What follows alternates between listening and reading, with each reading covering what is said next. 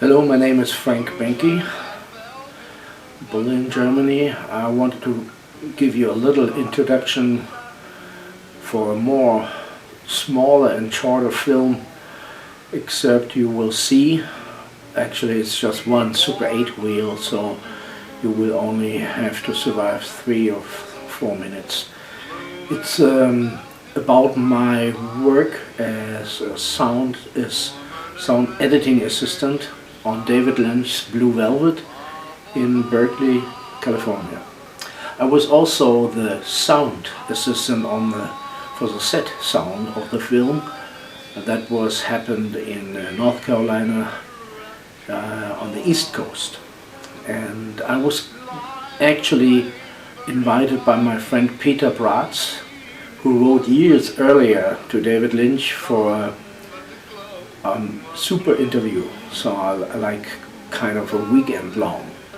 And of course he hasn't answered, but then he answered in 1985, and so we took the opportunity and we bought Super 8 cassettes, 80 or 90, and a camera, and then we flew over to North Carolina, and we convinced the producer and David Lynch that we can shoot while they were shooting Blue Velvet. So we shoot our film about a shooting of a film.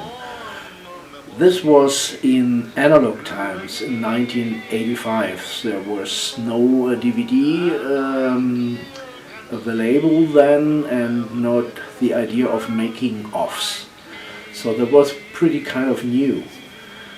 From the first day on, I went and became friends with the sound department, and sound was already at my film school my kind of profession. And this friend of mine, Peter, and I, we went to the same film school, and we have been musicians. He founded one of the first punk bands of Germany, Sif, and I played in the punk band Camping Sex, which became later Mutter, which is German for mother. So we were friends, we admired the work of David Lynch, but I was especially interested in those sounds. And I met Alan Splet, who was responsible for this kind of Lynch sounds.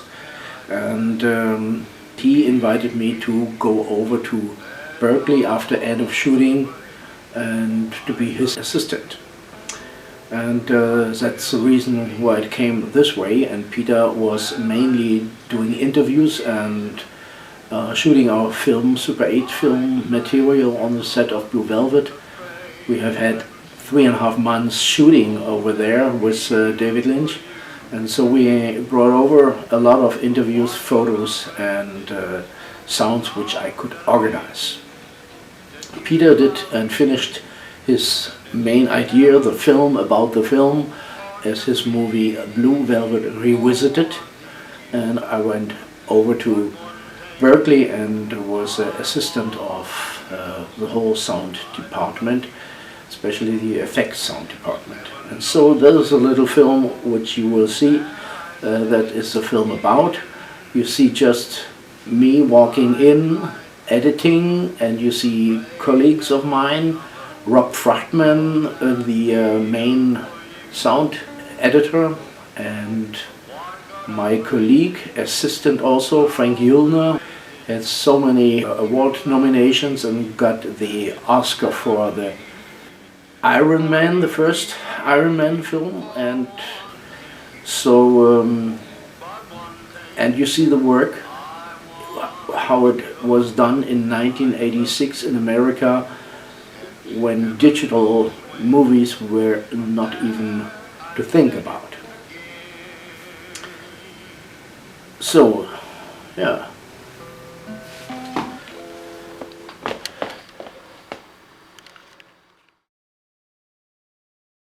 This is a fantasy recording studio building in Berkeley, California, and then you see me walking by, hello, and straight to work in this editing room where I have a vertical sound workstation to edit with, and it's 35mm perforation material with mag on it. And with razor blade I am editing off the mag that they have in or out fade automatically.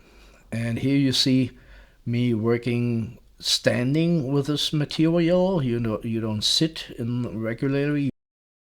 Yeah, well, that's the working place of myself with this 35mm material. Berkeley, hello, and this is the editing room where my friend or colleague Alan Abrams is working. There you see Frank Behnke. He's the one with the Oscar already, so he was an assistant at that time, 1986. And that is Rob Fruchtman, the editor, and he's working on the flatbed table, editing table like in Europe. And here you see Alan Splet himself working on the regular editing machine in America, the Moviola, looking for sounds, looking the action that inspires him to find sounds.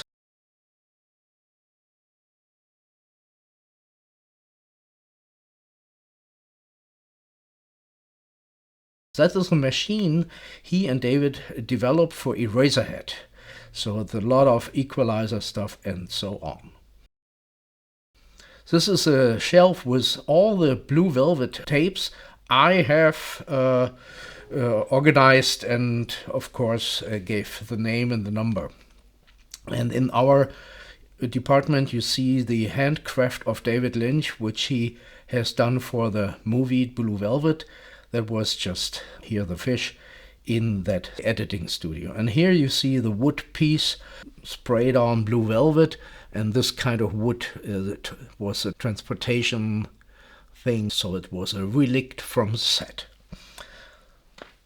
Okay, thanks for watching. That was it. It was just a short trip to the analog times of Blue Velvet.